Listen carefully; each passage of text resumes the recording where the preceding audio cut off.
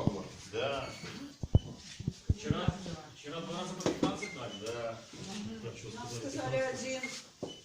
Ну, 2 было. Сегодня 2. Шайн. Сегодня 2. Шайн. Что там есть? И еще 7 протоколов у него, я сегодня видел. Ну, Закрываю. Только по 3-му и 4-му месяцу. Начало. Еще молодечно.